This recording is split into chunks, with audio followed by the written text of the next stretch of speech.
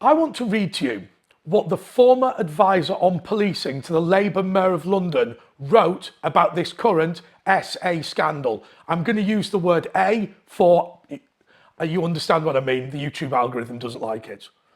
I am from the north, born and bred and lived near Rochdale for some time.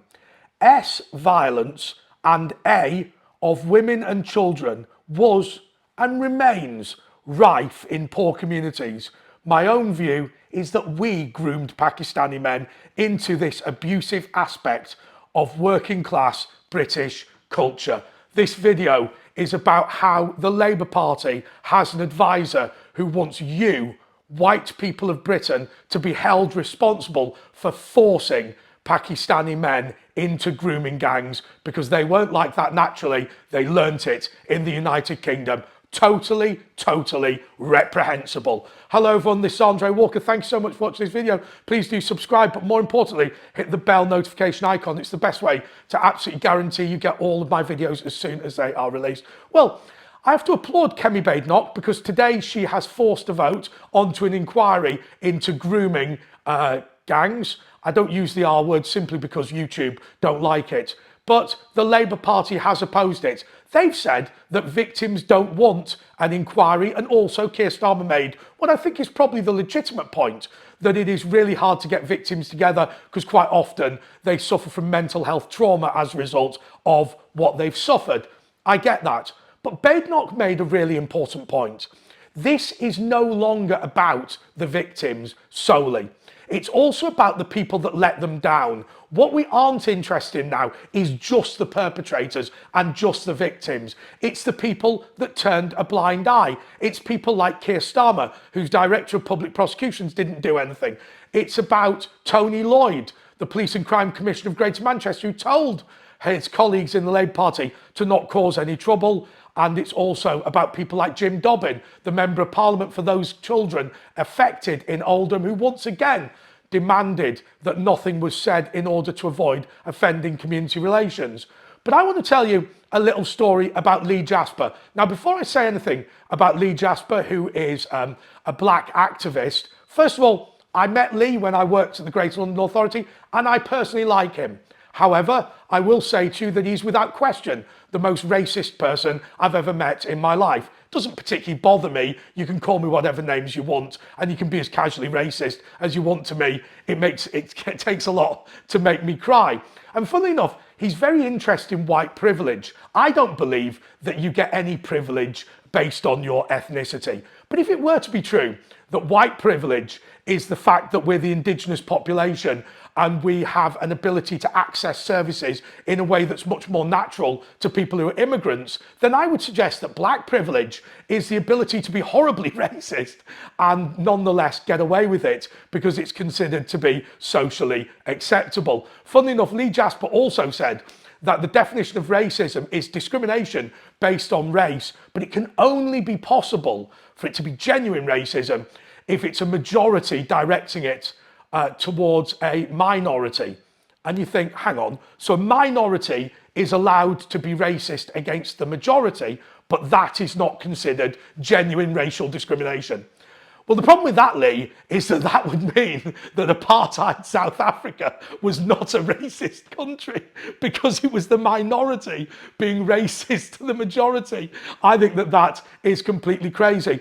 But on a serious note, Lee Jasper earns £111,000 being Director of Policing, which means to Ken Livingstone, who was then the Mayor of London, which means that he is the advisor on all of the things related to policing. He supported Sir Ian Blair during the shooting of Jean-Charles de Mendes, when it was clear that Cressida Dick was responsible, but she tried to hold the individual firearms officers responsible, which was really despicable. I'll explain one thing to you very quickly. When Operation Krytos is enacted, that means that the person is going to be shot and killed.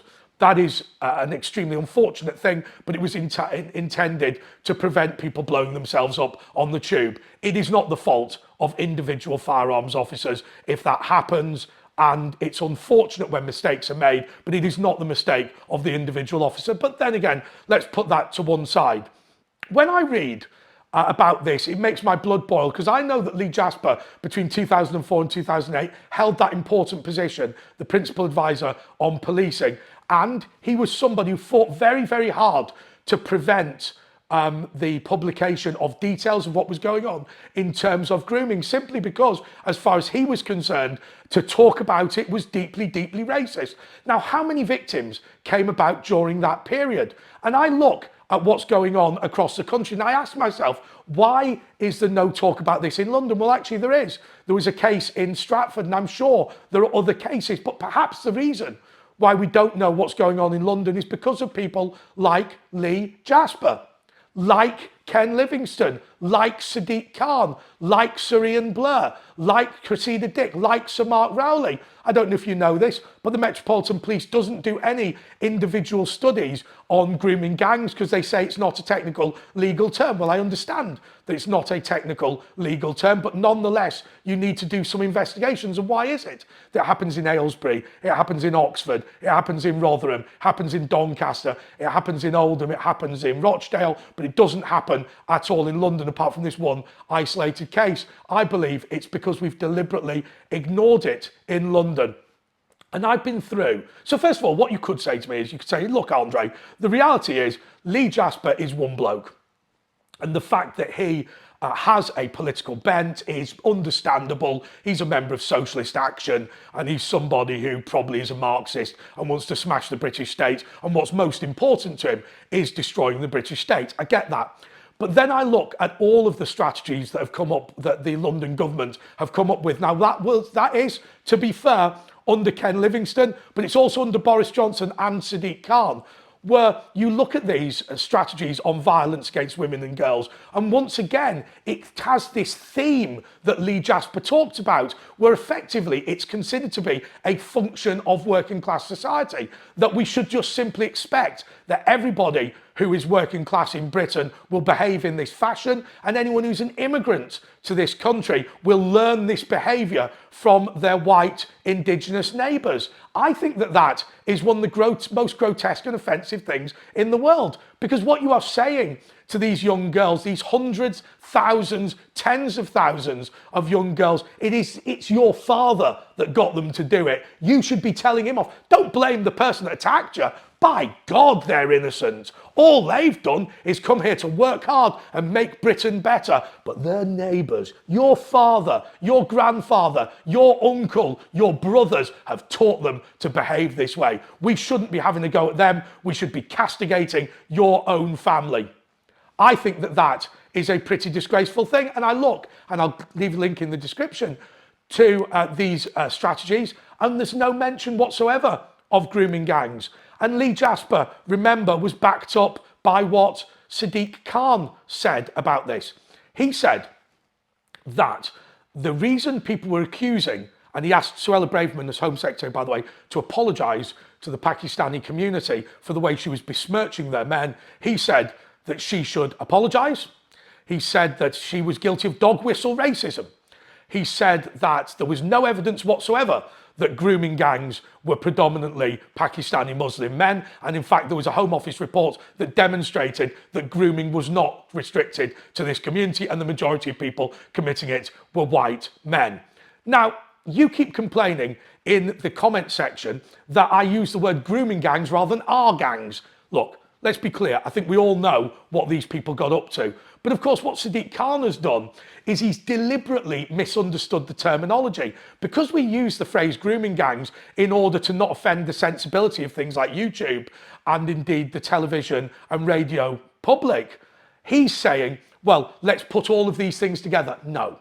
When I talk about grooming gangs, I am talking about organised crime, systematic SA, R and K of young people. A systematic campaign against a group of white and some Asian and some black young people by a particular friendship circle. Now, I've said to you on plenty of occasions, I don't personally think that this is the fault of every Pakistani man in this country. Because, by the way, that would make me as bad as Lee Jasper, who blames every single white man in the country. But what I do blame is the liberal white apologists who have time and time again allowed this to go on. I get that Sadiq Khan doesn't want to offend his mates. But what about Ken Livingstone? Why can't Ken Livingstone take action? And Lee Jasper isn't a Pakistani. He could perfectly well take action as well, along with the senior people in the police. The reality is, the reason that Keir Starmer does not want an inquiry into this is precisely the reason that Kemi Badenoch laid out today. That people have consistently said that they were afraid to talk about this issue for fear of being accused of being racist.